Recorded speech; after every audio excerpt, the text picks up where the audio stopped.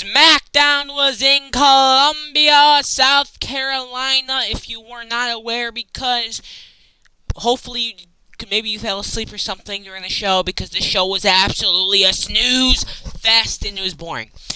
I won't lie, SmackDown, WWE, do never ever ever ever ever ever ever ever put SmackDown ever back to 3 hours. No, never in your life. Never in your life put SmackDown back to 3 hours. You did this last year. I complained about it last year. Go watch my SmackDown videos from when SmackDown was 3 hours last year. I was asleep. I fell asleep during one of the 3 hour SmackDowns last year. That's how boring it was. And it took until 4th of July to bring back 2 hour SmackDowns, and I missed it because I was having a 4th of July party, which is way more important than watching SmackDown, because SmackDown has been awful.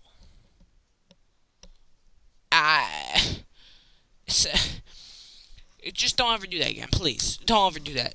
I don't know how I stayed awake for this SmackDown. I won't be honest with you. I'm gonna be honest. I don't know how that happened. But we did kick off with Trick Williams and Lil Yachty with the cocky. And Trick Willie says he is back in South Carolina and he is representing South Carolina in South Carolina University Gamecocks. And their mascot is right here. Cocky. Anyway, he gets interrupted by The Miz, and The Miz says it's a homecoming, and he even brought Cocky. And last week, it was the Gingerbread Man. He said Trick Williams' career is starting to look like a rejected mascot at his daughter's birthday party. Then Yachty says the reason why Miz and Kit Wilson are cursed because they like to interrupt people in their homecoming, and it all turned into a big wham bam bam wham where the Miz disrespected Trick Williams' mom, and Trick Williams had to lay the BTA on The Miz, and he started punching The Miz all over the place. Even sent Kit Wilson over the top rope with Lil Yachty's help, and sent The Miz over the top rope as well. And The Miz backed Trick Williams into the corner, but Trick Williams pushed The Miz out and sent him on his butt, and he was scared of all that stuff. Then The Miz gets hit with a big punch to the gut, and multiple punches to the gut, until he sends Trick Williams into the middle of the ring with a big boot to the side of the face, and rips his t-shirt, mocking Trick Williams, and then hitting a big leg over the back of the neck. But Trick Williams hits a neck breaker. Then Miz runs to the outside for like a little dot to the outside drop kick. He misses and gets immediately hit with an uppercut and slammed to the barricade. But all of a sudden, as this referee is distracted doing his thing, Kit Wilson comes out of nowhere and just clocks Trick Williams out of nowhere to send us into commercial break. By the time we come back from commercial break, we see The Miz get absolutely hit with a leg and a body slam by Trick, and a beautiful bookend to The Miz. Then Trick Williams rolls up The Miz for a 1-2-ooh. Then The Miz comes back with a DDT for the 1-2-ooh and hits his world's famous it kicks with a 1-2, and he whirls up Trick Williams for a 1-2-ooh. The Miz gets out of a surprise roll-up. Big skull-crushing finale for the 1-2-ooh, where Trick Williams kicks out. The Miz is confused and mad. Kit Wilson is all mad and stuff. He gets on the top rope, starts yelling at the referee, distracting the referee. Miz goes to the outside, grabs a kendo stick, and just as he's about to hit Trick Williams over the head with it, Lil Yachty grabs it and says, "Nah, you aren't hitting it." Then absolutely demolishes Kit Wilson and cracks it over his back and throws him over the announcer's table, while The Miz gets hit with a nasty trick shot for the 1-2-3, and here is your winner, Trick Williams. So congratulations to Trick Williams. Then we see Sami Zayn talk to Nick Aldis, and Sami Zayn says at Backlash was a wake-up call, and it was the universe telling him to go back to the Sami he used to be, and tells Nick Aldis that he wants another shot at the United States Championship, and Nick Aldis says Sami has to earn it if he wants another shot since he already got one at Backlash and lost. Then Sami Zayn says he doesn't need to, and he needs to redeem his ride or die fans, and says that people around here have changed, not him, and he's the Sami Zayn he's always been. And he gets all mad, but of course Ray Phoenix had to calm him down, and he kind of did work for a little bit. But of course Sami Zayn was still pretty mad and was trying to look for any water bottles nearby, but thankfully the production team didn't leave random lonely water bottles around on the ground so Sami Zayn could absolutely abuse them. So I'm glad he didn't do that. Anyway, Paige and Brie Bella came out to defend, to have a match against Julia and Kiana James, where we saw Julia get absolutely hit straight in the face by Paige, and then knees straight to the chest by Paige. But Kiana James took Paige's leg and swept it underneath her, landing on the apron, and throws her to the LED ring post. Then, at the commercial break, we see Julia and Paige on the top rope, where Paige slams Julia's head into the turnbuckle multiple times and hits a sunset powerbomb to Julia in the ring. Then the hot tag to Brie Bella. Brie Bella climbs the top rope, missile dropkick to Kiana, big knee to the face, big knee to the face to Julia, big knee to the face to Kiana, and then she took lessons from The Miz and hits the it kicks for the 1, 2, But then, once for the kick to the head, Kiana misses, and Kiana gets hit with a big face buster. Then, all of a sudden, we see Kiana hit this move, and a nasty Northern Lights bomb from Julia to Brie Bella, where Paige breaks it up. Then, we see Paige tackle Julia to the outside. Kiana gets rolled up for a 1, 2, 3, ooh. 1, 2, ooh. Then we see a nasty super kick from Kiana to Brie Bella, and she goes for a standing moonsault but gets knees up by Brie. Big knee to the face. Rampage for the 1, 2, 3.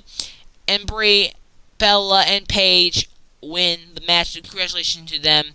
Then we see Tiffany Stratton getting interviewed and saying she is a single star and she does not need anyone's help. Then we see Chelsea Green, which, by the way, congratulations, Chelsea, on being back on WWE TV after that heart surgery that you had to do. So congratulations on being back. Can't wait to see you back in ring action, whenever that may be. By the way, did you guys see Jordan Grace's Instagram? I think you guys should. I think it's on both her Instagram and her X. But it was a pretty interesting thing that she posted. And honestly, I think I think everyone needs to see it at least once in their life. So yeah, honestly, yeah. But it has something to do with her outfit, for sure. For sure. Definitely does have to do something with her outfit. Maybe you guys can figure it out. But I don't feel like telling you. But,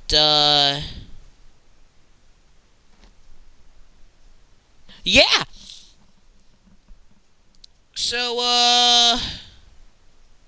yeah. Anyway, we see Chelsea Green try to team up with her, and then Tiffany Stratton basically just rejected her. Then we see Cody Rhodes come out. He starts throwing office chairs in the ring, grabs a table, sets up a table, puts his championship on the table, and says, hold on, I have an itch in my back.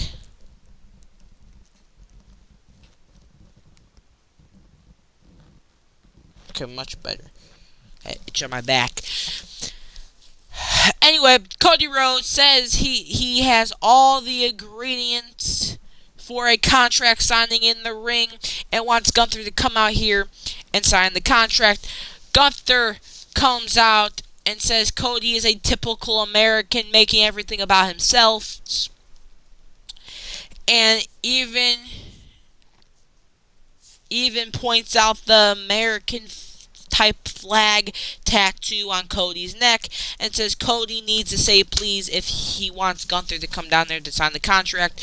Cody says please come down to this ring and sign this contract that you refused to sign last week in Jacksonville, and it looks like you're going to be refusing to sign here in Columbia as well. But then we see Gunther say he can tell Cody doesn't really mean please and isn't coming down there to go to the ring and sign the contract. Then we see Royce Key's music hit, and Royce Key says he will sign it if Gunther isn't going to sign it. Then we see Royce Key goes down the ring, about to sign it. Gunther runs down to the ring, grabs the pen and says, "What are you doing? It's my contract." Then we see Royce Key steal the pen, goes trying it. Gunther stops him, and it just turns into a big shoving match where Nick Aldis comes out and says, "Gentlemen, gentlemen, gentlemen." And he says that Gunther took way too long to sign that contract, and now the match is up for grabs, and he will have to earn it against Royce Keys in the main event. So, I don't know how it's legal, but it's going to be Royce Keys versus Gunther in the main event of the SmackDown Day, you'll see. And of course, Cody says his famous line, he is on SmackDown, he is easy to beat, or no, he is easy to find and hard. So it's pretty simple. Anyway, we start Carmelo Hayes take on Ricky Saints in a pretty awesome match where we immediately see Ricky Saints jump on the opportunity to take Carmelo Hayes in the corner and hits him with a... Then Carmelo gets hit with a nasty arm drag, a drop kick to Ricky Saints. Then Ricky Saints does a little old school style on the top rope to Melo and hits his classic pose. Then all of a sudden Melo hits his classic fade away and then dives to the outside on Ricky, basically doing a 450, hitting a beautiful frog splash for the 1-2 ooh. Then Ricky Saints hit Carmelo Hayes with a big brain buster. Then Carmelo Hayes hit out big dirty Diana. And then as we see Ricky Saints go for a Revolution DDT, Carmelo Hayes slips out of it, hits a beautiful first 48 for the 1-2 ooh, and then we get to the other side of the ring. Ricky Saints finally hits a Revolution DDT for the 1-2 ooh. Then Ricky Saints sends Carmelo Hayes straight into the turnbuckle for a roll-up with a 1-2 ooh until the referee sees Ricky Saints' feet on the top rope and says, "Whoa, whoa, whoa, you can't do that, you can't do that." Then Ricky Saints gets rolled up for the 1-2-3, and with Carmelo's feet on the rope, making Carmelo Hayes the winner. And of course, Ricky Saints is very mad because Carmelo Hayes won by the thing that he was not meant to do. And honestly, Ricky, I think you would have won the match and got him away with putting your feet on the ropes if you didn't put your feet so high. Like, why are you putting your feet on the top rope? Like, of course, Charles Robinson is going to see your feet here. Like, look at him. Charles Robinson, counting. He comes up for the 3 count. His eyes locked to your feet on the top rope. If your feet were right here, he would have not been able to see it. He'd been looking up right here, right? Look, he would have been right here. He would see no feet, and your feet would be right here, and you would have won the match. But no! You had to put your feet all the way up top to the top rope, lining correctly with Charles Robinson's eyes. See, Carmelo Hayes is smart. He put his feet on the bottom rope where Charles Robinson could not see it. So I think, Ricky, this is entirely your fault for putting your feet way too high on this top rope, allowing Carmelo Hayes to take advantage and win the match. That is what I call a rookie mistake, Ricky Saints. And I know you're not a rookie in this business, but in the WWE, you're a rookie, so yeah. Anyway, we see Danhausen in his little lair, and apparently his mini housings have taken a day off. And we see whatever he was doing in his laboratory, he pulls out this body and check the name tag. And I'm interesting. What is Danhausen cooking up in his secret laboratory in the dungeon? What is he cooking up? Because that's clearly a human body. So he either stole a body from a morgue, or he killed someone and put them on a rolling cart and put a white sheet over them and wrote their names on a yellow piece of paper and tied it to their foot. My guess is that he stole a body from a morgue, because this is how I'm pretty sure dead bodies are in morgues. I've never been in them. I've never seen dead bodies in a morgue, but I play enough video games to see dead bodies in a morgue, and this is pretty much how they do it. So, what are you cooking up, Danhausen? Anyway, we saw Damian Priest take on Tama Tonga, and Tama Tonga immediately jumped on the opportunity to beat up Damian Priest in the corner. Even gets him hit more, and catches Damian Priest on the outside with a big forearm to the face. Then after we came back to commercial break, we see Damian Priest in his chokehold position, but Damian Priest shakes it off, and it's a big jumping shoulder tackle to Tama Tonga, kicked straight to the side of the head, and a big flatliner for the 1-2. Ooh. Then we see Tama Tonga retrieve to the corner and get hit with a big splash in the corner and a broken arrow for a combination. Then Tama Tonga is like, okay, hold on, can I get a 10-second break? Okay, can I get a 10-second break? And then gets pounced to the other side of the table and goes across the table. Then, as we see Damian Priest can't climb the ropes, Tama Tonga says, hold on, I need to knock over the top rope. Knocks the top rope over, and it slams Damian Priest's cojones straight to the turnbuckle, and then hits Damian Priest with this little final cut type move in the middle of the ring. Then all of a sudden, Tama Tonga gets hit with a ginormous rebound clothesline, big south of heaven for the 1-2-3, and then all of a sudden we saw Tama Tonga take out Damian Priest with a big boot and then stopping him in the chest multiple times. Solo Sikoa comes and stabs him straight to the throat. And we saw Johnny Gargano today. Anyway, we saw Jade Cargill and her faction come out, and they cut a promo. But low key, I was too tired to write it down, so I didn't know what they said. But I don't know, something happened to turn this into a six trios match. So yeah. Anyway, we saw... No, it wasn't a trio. It was just a regular tag team match. I'm thinking, why would I... That's probably saying it. Anyway, we saw Michin hit a beautiful Hurricane Rana on Charlotte Flair. And hit a nasty... Went for a... What's this? Oh, yeah. Went for a drop kick, but Charlotte dodged out of the way. And hits her a variation of the Devil's Kiss where she flips her opponent over her head over and over again. Then B-Fab gets in there with Alexa Bliss, and Alexa Bliss hits her with a drop toe hold and a beautiful drop kick with knees to the back and a little flip to the gut. But when she went to it again, B-Fab moved out the way and started jumping, attacking on Alexa Bliss. Then B-Fab gets in there and gets hit with a DDT from Alexa Bliss. Big crossbody from Charlotte Flair to B-Fab. Then the chops in Flair country, because you already know the southeastern of the United States is Flair country. So yeah, I had to make sure I had my thing. And then we see Charlotte take down both ladies, throws Michin over the top rope, and then gets hit across the side of the face with B-Fab's boot.